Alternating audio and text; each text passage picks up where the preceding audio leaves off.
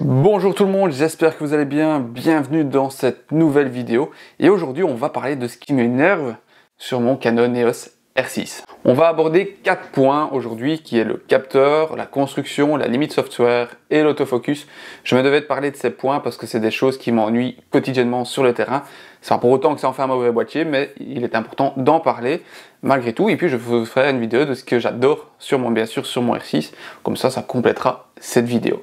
On va commencer tout de suite avec le capteur. Première chose qui touche tous les appareils photo hybrides, sauf les très haut de gamme comme le R3, le Z9 ou le Sony A1, c'est le rolling shutter. C'est quelque chose qu'il faut tenir vraiment en compte quand on travaille en obturateur électronique ou même parfois en vidéo, c'est ce rolling shutter, le fait que les images peuvent s'incliner dû au balayage en fait de l'image quand on prend la prise de vue. Je ne sais pas trop expliquer plus en détail, mais le rolling shutter est vraiment quelque chose qui pour moi à mon sens est assez freinant, surtout quand je fais des photos de sujets qui sont en mouvement, ça a tendance à les déformer et c'est pas toujours agréable. Maintenant quand c'est bien maîtrisé, honnêtement, il n'y a pas de problème. Quand par exemple du chevreuil qui est statique, c'est pas encore trop grave. On peut parfois voir d'une photo à l'autre que c'est légèrement incliné ou un peu déformé, mais ça ne se voit pas à l'œil nu. Par contre, quand je fais des photos d'oiseaux, là c'est clair que parfois on peut avoir des déformations dans l'image, surtout quand ceux-ci sont en vol, et là c'est assez problématique. Ensuite, quelque chose que je me suis rendu compte justement en faisant les photos des mésanges huppés en vol et la Citel torche-peau,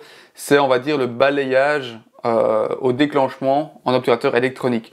Donc en fait, il faut savoir, c'est que lui, il fait par ligne en fait sur le capteur.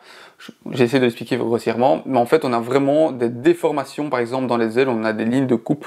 On voit comme un pixel sur les bords des ailes ou ce genre de choses, surtout sur le haut et le bas de l'image. C'est dû au rolling shutter, on va dire en soi, mais c'est le rafraîchissement du capteur qui est pour moi pas assez rapide. Et donc du coup en électronique, ça gâche un peu l'image si on zoome vraiment dessus. Pour moi c'est assez problématique, donc du coup il faut travailler en obturateur mécanique. Mais le problème c'est qu'en travaillant en mécanique, on perd un peu cette rafale à 20 images par seconde, qui peut être sympa quand on fait des photos d'oiseaux justement en vol pour avoir le bon mouvement. Dernier point, qui est là un point, je veux dire qui est quand même un peu important, c'est la résolution du capteur. Les 20 millions de pixels, c'est top dans la plupart des situations, mais parfois quand j'ai envie de recropper un peu une image, la redresser, on est vite limité. J'aurais aimé franchement avoir un capteur comme mon 5D4, un 30 millions de pixels qui était vraiment bien équilibré. Même si j'adore ce capteur pour sa montée en ISO, franchement 20 c'est un peu court quoi. J'aurais aimé quand même avoir un tout petit peu plus. C'est vrai que j'aurais pu prendre le R6 Mark II, mais bon voilà, il était plus cher aussi, et j'ai préféré le R6 à ce moment-là. Passons à la construction du boîtier. Donc en fait la construction, il y a des points que j'apprécie pas du tout. C'est notamment sa construction un peu trop plastique. On sent que le boîtier est construit entièrement en polycarbonate. On a un peu de magnésium dans la structure générale, mais il est en polycarbonate, donc en plastique.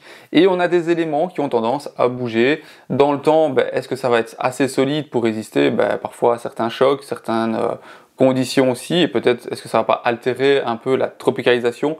En tout cas, moi, le côté plastique, je le trouve un peu trop fragile par rapport, par exemple, au R5, qui est un peu plus solide. Mais voilà, on va pas se leurrer, le R6 reste un boîtier semi-entrée de gamme de la gamme R. On a le R8 juste avant, le R6 Mark II reprend de toute façon un peu cette construction aussi plastique. Mais j'aurais aimé quand même une meilleure finition et quelque chose d'un peu plus raffiné sur ce R6. Autre point au niveau construction ergonomie, c'est vraiment parfois les passages des différents modes.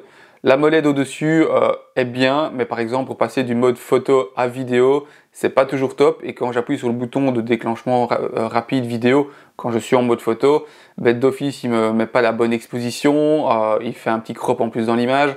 Enfin voilà, j'ai pas le menu vidéo que j'ai quand je le mets en mode vidéo, ce qui est un peu dommage parce que quand je fais des photos, j'aime bien passer de l'un à l'autre pour vous, pour la chaîne YouTube, et parfois ça m'empêche de le faire assez rapidement, et donc du coup je dois faire mes réglages quand je passe en mode vidéo, et je peux perdre parfois une scène entre une photo et une vidéo. C'est un petit défaut que je trouve au R6, on aurait dû avoir simplement un petit bouton qui permet de switcher de l'un à l'autre, ce qui a été fait sur les R6 Mark II. Gros bémol pour moi sur les gammes R6, R5, je pense que le R7 aussi a le même problème, en tout cas, et pour moi c'est extrêmement chiant quand j'ai l'appareil photo à l'harnais, c'est qu'il n'a pas de verrouillage en mode off du capteur. Je m'explique, quand vous éteignez votre appareil photo et que vous le mettez en off et que vous marchez, vous entendez le capteur qui se balade dans la cage, il n'est pas verrouillé dans un coin ou quoi que ce soit.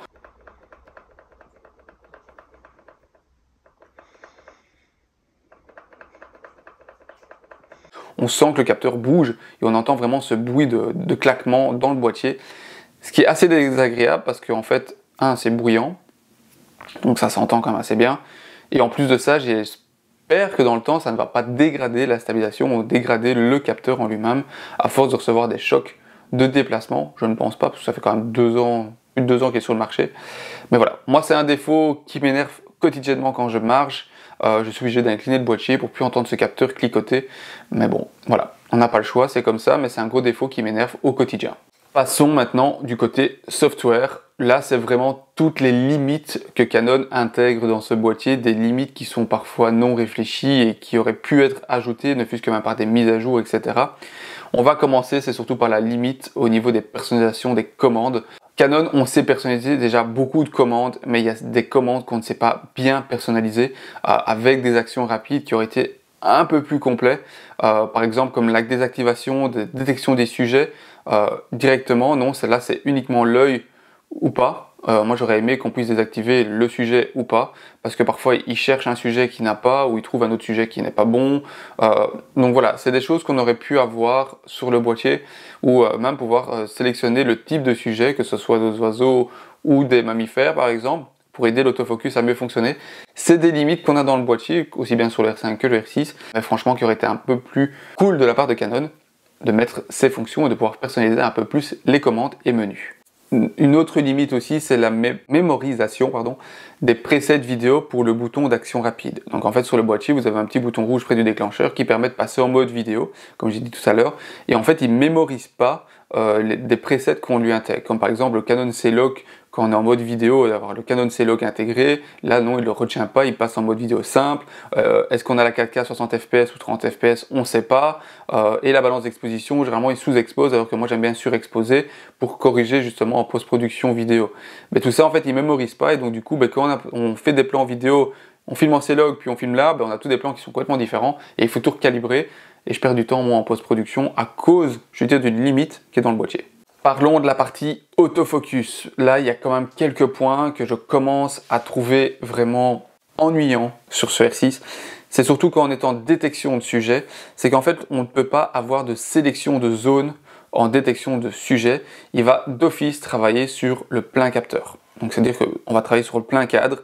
Donc, on a vraiment notre petit point central où on peut détecter, mais s'il détecte un sujet sur le côté, il va prendre la détection. Il ne va pas travailler que sur le point central, il fera une priorité sur lui, mais si le sujet est en extérieur, il va le détecter. Ce que j'aimais bien par exemple sur tout ce qui est R7, R6.2, c'est qu'en fait on peut choisir une zone où on va voir que la détection des sujets et pas l'extérieur. Donc on peut vraiment choisir. Mais voilà, c'est un truc qui moi m'ennuie, c'est que je ne pouvais pas choisir une zone précise où mon sujet va être. Comme ça, dans ce cadre-là, il travaille en détection de sujet et le reste, il s'en fout. Là non, une fois qu'il a détecté là, il va suivre sur tout l'ensemble de l'image.